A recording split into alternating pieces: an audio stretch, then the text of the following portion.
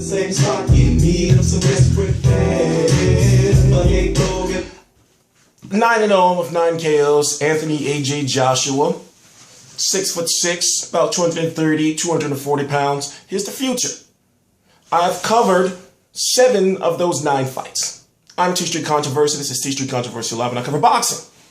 On November the 22nd, on undercard of Nathan Cleverly versus Tony Bellew to George Groves, Dennis Douglin, Anthony Joshua, Michael Sprott. You got Scott Quigg versus somebody, Caleb Smith on the card, and of course James DeGale versus Marco Antonio Parabon. I'm going to be covering the entire card. Well, basically the 4 or 5 biggest fights on the card. So moving on, I'm with Real Combat Media, link right below, and I cover every single major fight live. So I said this week I'm going to do an outrageous amount of videos, maybe 40, maybe 50. We don't know.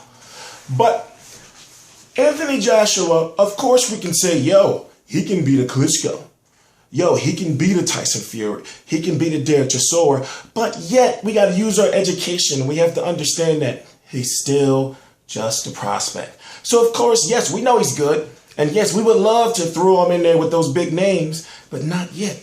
I see the matchmaking, and what I've noticed about the matchmaking, he's with Matchroom Sport, Matchroom Boxing, Eddie Hearn. Long story short, he's got Carl Froch.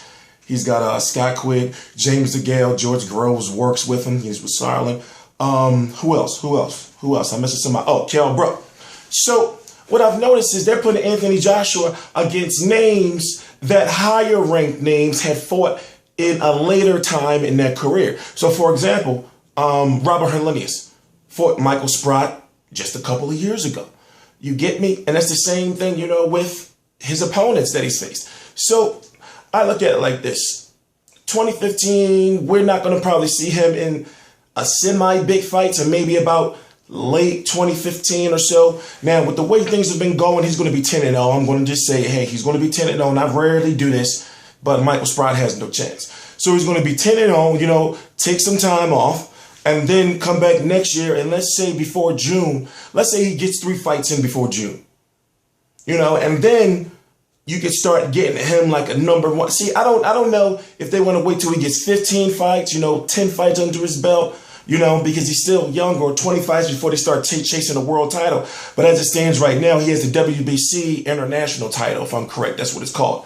Long story short, basically, he's got one of those way down the bottom, it's not nothing bad because he's just a prospect. Way down the bottom WBC belts. So, as you go up, you start to become the WBC International, Super Regional, Intercontinental Champion, something like that. Then you become the WBC European Native. But seriously, some of them belts would just be too many of them. But I can understand that because it's like a stepping stone up. It's like, okay, all right, you got the WBC belt for your country. Get the WBC belt, okay, you got the WBC belt, low for the region. Get the WBC belt for your country, then you can start fighting for one of them interim belts, and then we can start working on getting you a mandatory. So I can see that's the route he's going on, but at the same time, you got to think he's 9-0. Now, we would love to see him against Chris Arreola. And let's go a little further down the trough. Let's look at a guy like Latif Keoti, Antonio Tarver, Jonathan Banks. I see call up Seth Mitchell. You see, so there's guys right there, maybe Eddie Chambers, Steve Cunningham. Now, these are good fighters, but I'm saying if you really want to put him into a test, and a fight that's going to sell because fans are going to be like, oh, that's a big name, but I don't really feel like explaining the logic. All I'm saying is that we can't really put him in, throw him to the wolves and say, oh man, and get mad at it because he's being televised as he should be, because he's a very highly accredited and acclaimed and decorated amateur, and prospect.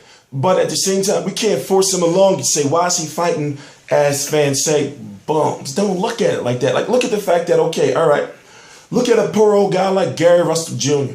People were saying the same thing about Kell Brook at one time. But Kell Brook ran into the Carlson Jones situation. And then, the IBF mandatory with him getting hurt, the Devin Alexander getting hurt, for the IBF title. Long story short, Sean Porter won and he beat Sean Porter.